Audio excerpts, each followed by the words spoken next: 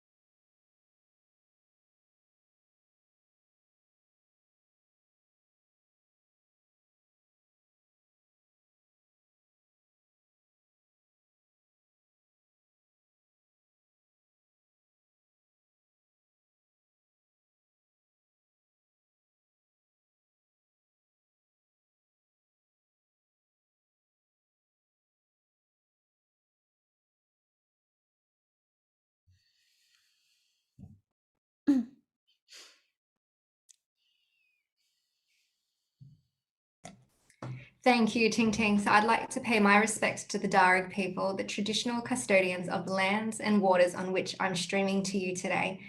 We acknowledge the traditional custodians of the various lands from where all of you are watching and all Aboriginal and Torres Strait Islander peoples participating in GovHack. We pay our respects to elders past, present, and celebrate the diversity of Aboriginal and Torres Strait Islander people and their ongoing cultures and connections to the land and waters of Australia. Welcome everyone to tonight's New South Wales GovHack 2021 Region Awards. It has been a wild year, but I'm so excited to have you join us here this evening to celebrate the achievements of the teams that entered the New South Wales-based challenges. Before we go into the awards, we're lucky to be sponsored by many awesome organizations that supports the use of open data to better our lives and communities. So before we get started with the announcements of the awards, I would first like to acknowledge and thank our sponsors that made these GovHack events possible to be free for everyone to attend and participate in. Our lead international sponsor this year is Infosys. You'll be familiar with Infosys if you participated in previous GovHack events. Infosys have been a major supporter of GovHack over the past few years, helping to make GovHack possible across Australia and New Zealand. Infosys, navigate your next. Thanks also goes to our international sponsors, Confluent and Slack. Confluent helped keep participants fed over the weekend with those Uber Eats vouchers, and Slack helped us to keep our participants, sponsors, volunteers, and mentors connected over the weekend. Thanks also goes to our Australian sponsors and partners for this year, including the Australian Bureau of Statistics, the Australian Taxation Office, the Department of Education, Skills and Employment, and Telstra and Microsoft. And our Australian community partners, including ARNet, Hackathons International, and Luma Institute. Here in New South Wales, I would like to extend a great thank you to the Department of Planning, Industry and Environment, the Platinum sponsor for New South Wales, and X15 Ventures as our event partner. Thank you to all our sponsors for GovHack 2021 for making this year possible. Here is something to keep you watching. During this award event, along with all the other 2021 award ceremonies, we will be asking a series of trivia questions. For every correct answer that you submit, you go into a draw to win one of 50 gift cards. Entries for each question close 1 hour after the ceremony, so you have plenty of time. Winners will be selected and notified after the final award ceremony on the 21st of October. You can submit entries to the trivia by heading to govhack.org/awards trivia, or you can use the QR code in the top right. Yeah, I'm still waiting for you to scan that QR code. All right, while you still were doing that, so let's have a look at the answers to the 4 trivia questions from last night. So the first question is, what was Twitter's original name? The original project code name for the service was, I don't know how to pronounce it, Twitter? Like, I mean, it's a good idea they actually named it Twitter because this is very hard to pronounce. So TWTTR, inspired by Flickr and the 5-character length of American SMS shortcodes. The next question is, what was the original purpose of QR codes? And the answer is, they were first introduced in 1994. Some of you might not have been born. Anyways, the Japanese firm Denso Wave Inc. first created them for the sole purpose of tracking vehicle parts during manufacturing. Aside from Australia, in which country could you visit? Brisbane, Melbourne, and Hobart? Well, the United States of America. Apparently here, you can go to Brisbane in California near San Francisco, Melbourne in Florida near Orlando, and Hobart in Indiana near Chicago. That was interesting, I didn't know that. So what's the origin of the word spam in the context of email spam? Apparently not from the meat that you can buy in Coles or Woolies. The use of the term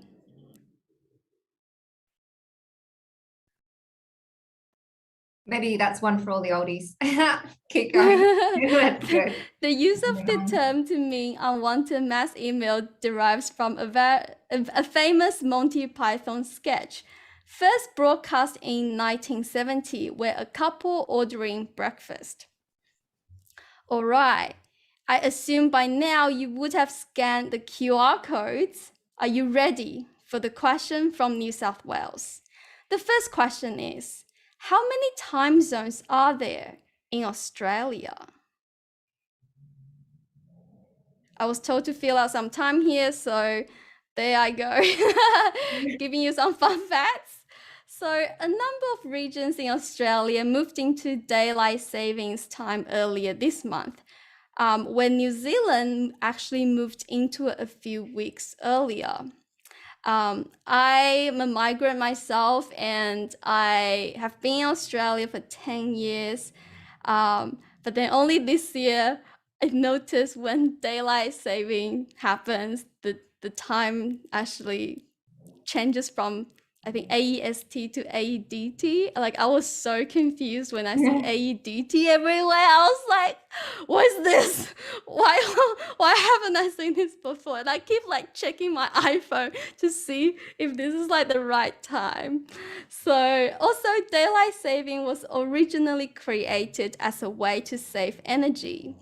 Another fun fact, in China, where the land is so huge and you would think there are time differences, but apparently there's just one time zone.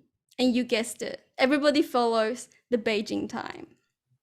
All right, make sure to submit your answers to govhack.org/awards trivia. And now, finally, on to the award.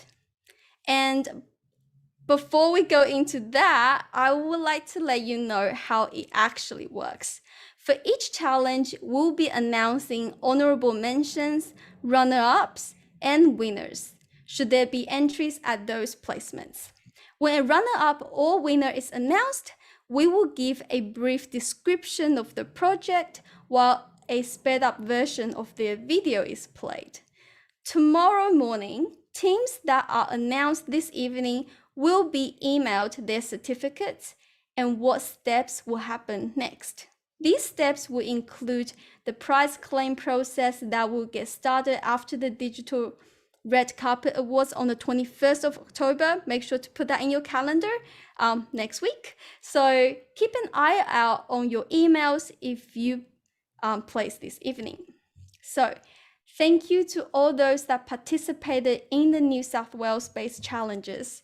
This evening, we will be announcing the placements for 6 challenges that the Department of Planning, Industry and Environment put forward.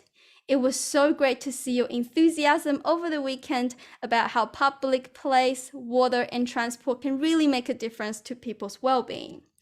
Without further ado, the first challenge that we will be announcing this evening is Water Information Without Borders.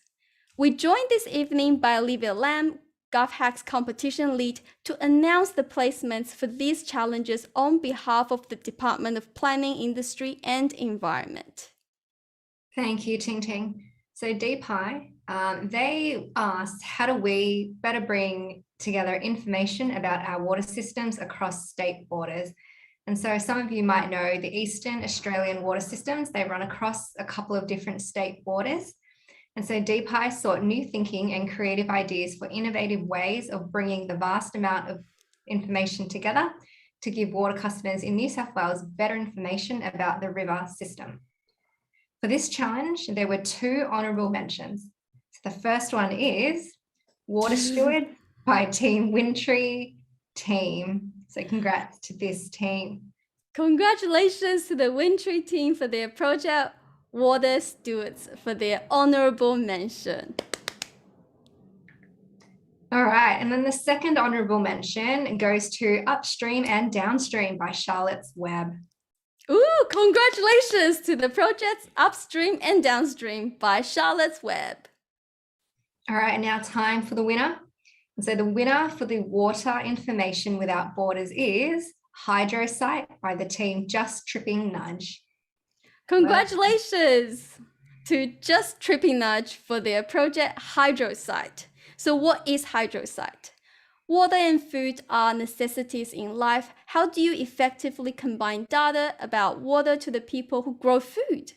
Hydrosite is a data visualization tool designed for agribusiness that brings together multiple data sets across state borders in an effort to assist farmers and their water needs.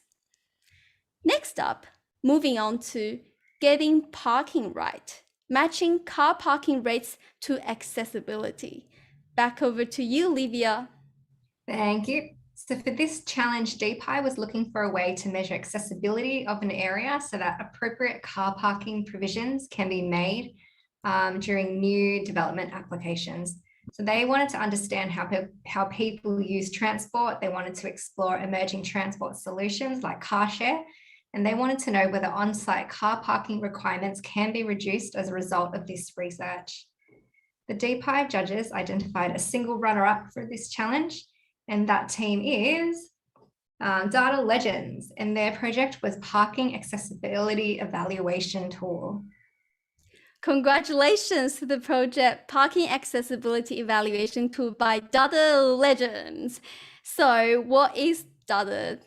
What did Data Legends come up with? In most cities, there are significant gaps in knowledge around how many car parking spaces are actually needed. Parking Accessibility Evaluation Tool aims to identify low and high accessibility zones. This tool will empower land use planners with an evidence-based system that meets car parking requirements, improves accessibility and mobility, and enable residents to access more opportunities.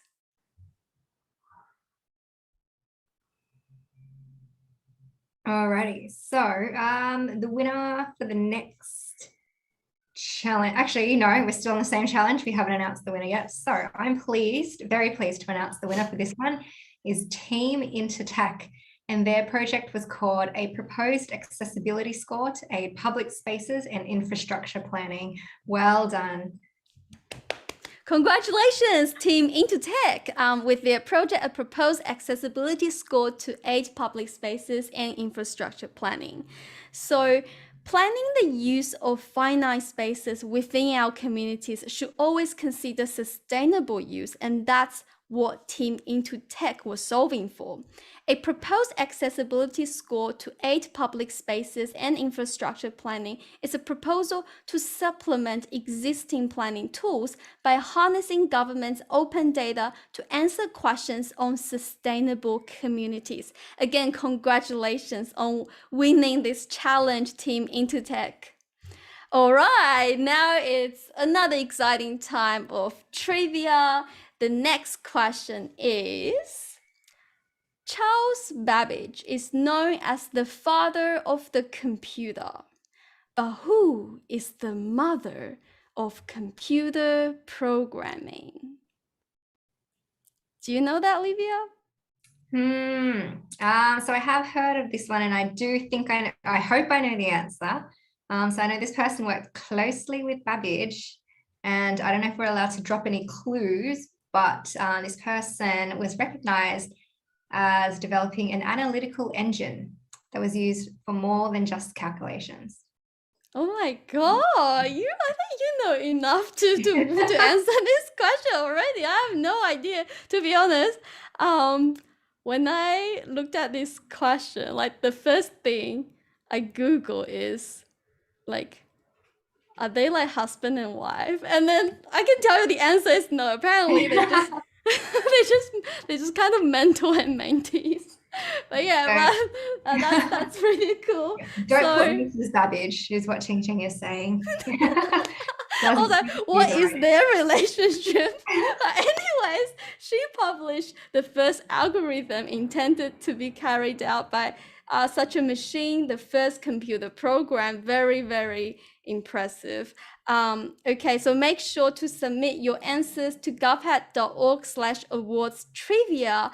And now we're gonna move on to the next challenge, awards. Okay, the next challenge is activated public spaces. All right, Liv, what can you tell us about this challenge? Sure thing. With this one, DPI was interested in understanding what makes a public space vibrant, walkable, and what encourages people to kind of dwell longer in a space. So they wanted to understand the volume and movement of people in different spaces, particularly when people are walking, and they wanted you to consider, people that are walking, people in wheelchairs, people that might be using mobility aids as their primary travel mode. They wanted teams to produce projects to answer the question about what does it mean for design or programming public spaces at different times of the day and night and throughout the year. So firstly, the judges managed to identify 3 projects that are honourable mentions for this challenge, and we'll go through these firstly. The very first one that I'm happy to announce is the project Unlockable by Team Unlockable. Congratulations to Team Unlockable with their self-named project name, Unlockable. With the next honourable mention, the project is Wonder Trust by Team Kaha. Congrats. Congratulations to Team Kaha with their project, Wonder Trust. For the next one, we've got another self-named team. We've got project 1389 by Team 1389. Congratulations to Project 1389 by Team 1389. Love the names, by the way. Yeah. All right, so on to the runners up now. We've got 2 for this project, for this challenge. The first one, we've got Project Open Spaces by Team Switch Case Project 1. Congrats. Congratulations, Switch Case Project 1 for coming up with Project Open Spaces. So this is what they did. Project Open Spaces is a data and intelligence-driven story to capture ways to improve and create more and engaging public spaces around us. This will serve as a great addition to planners in determining what the community wants their space to be. Well done. For the second runner-up, we've got Out and About by Team The Blue Dot. Congratulations, the Blue Dot, for their project Out and About. Out and About is a mobile game that uses the latest and greatest in augmented reality, geolocation, and AI technology to design a treasure hunt in your local area. The feedback located will help the government to make better decisions around public policy and investment in public places, all in a very fun way. On to the winner. So for this one, the winner of the Activated Public Spaces Challenge is Wellbeing Activated by Team WA. Congratulations to Team WA with the project Wellbeing Activated. Wellbeing Activated realizes the importance of physical activity in today's fast-moving world and strives to build a holistic solution to support the activated public spaces approach. Now moving on to the next challenge, we have better public spaces. How did this challenge go, Olivia? Went quite well, actually. We've got quite a few honourable mentions for this one. So for this challenge, it asks, how can we ensure everyone feels welcome and safe in public spaces, whether it's day or night, and regardless of the person's age, gender, ethnicity, or identity? With the first honourable mention, we're going to start with Project Challenging Times by the team with no name. Love it. Congratulations to the team with no name, which made a name for yourself for their project Challenging Times. For the second runner-up, we have Project Find My Home by Mana Jaja. Congratulations, Mana Jaja, for your project Find My Home. So for your project. And for the third honourable mention, that goes to Team Challenging Times with their project Safe Oz, Making Australia Safer. Well done. Congratulations. I don't know how many times I can clap. I can clap forever just to really congratulate you guys for winning the awards. So congratulations to Save Us for Challenging Times. Sorry, congratulations, Team Challenging Time for Save Us, Making Australia Safer. Got a lot of long project names. That must be intentional, just to screw us up. Right, so we've got 2 runners up for this one. They've both got short names, so hopefully that's a hint. The first runner-up that we've got is Unlockable by Team Unlockable. Congratulations, Team Unlockable, with their self-named project Unlockable. And how can we better activate? So what did Unlockable come up with? So they solve for the problem, how can we better activate, enhance, and unlock public spaces? I see where the name is coming from. Unlockable answers that question by unlocking local spaces and community stories through open source data and augmented reality. Congratulations, Unlockable. Now for the second runner-up, this one it goes to Team Circles by Team BC. Congratulations to Team BC with their project Circles, building a circular economy of make, use, reuse, then repeat in our communities across Australia and New Zealand is essential to make our cities and regions more sustainable. Circles is a mobile app that uses digital technology and open data to suggest locations for new community circles and act as a hub for existing initiatives. Well done. And on to the project that you've all been waiting for this challenge. The winner of the Better Public Spaces Challenge is Wonder Trust by Team Kaha. Congratulations and well done for winning multiple awards tonight for Team Kaha, and congratulations again for winning this particular challenge for your project Wonder Trust. How can we improve public spaces and encourage people to use them? Kaha asked the question. Wonder Trust is an integrated system that takes open data on public spaces and provides users with personalized public space recommendations based upon their preferences. Well done, and a very interesting and innovative solution. All right, it's trivia time again. Now, this time the trivia question is, what is the name of the largest monocline in Australia?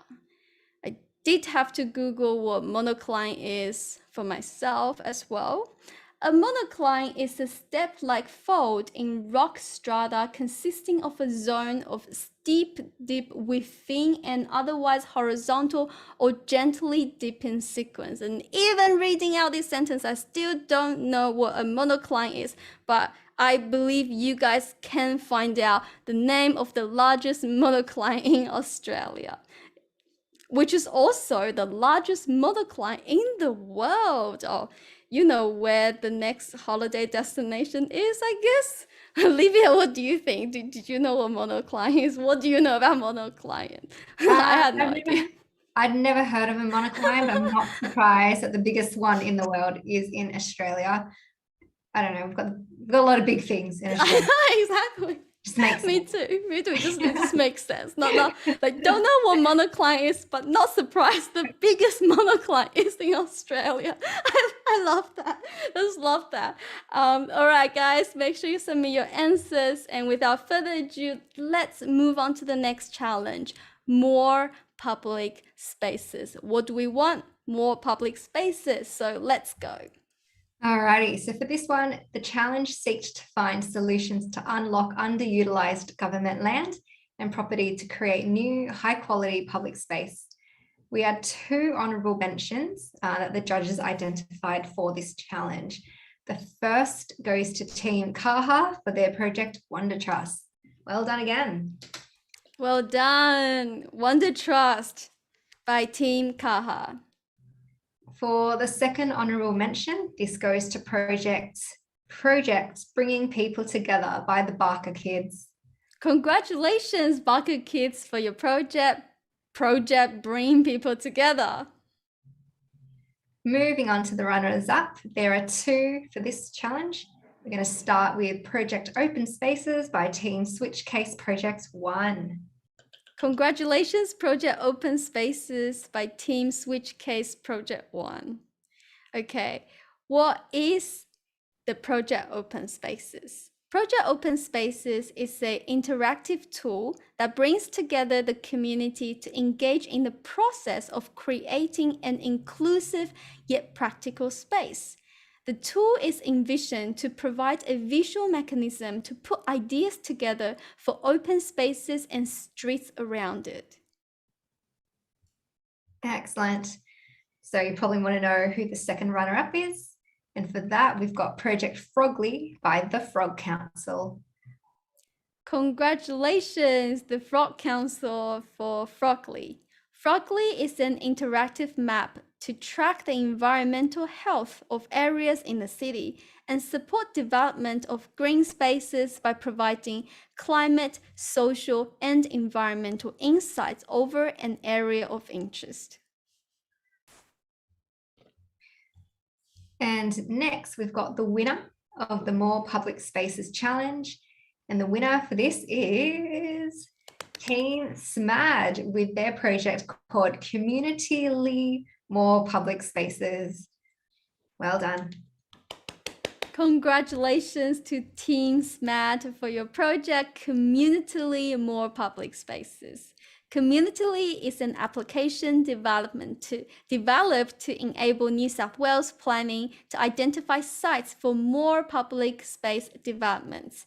The app provides easily accessible information for all types of public space development, and further planning information can be plotted to make the site discovery for necessary public space creation as easy as possible.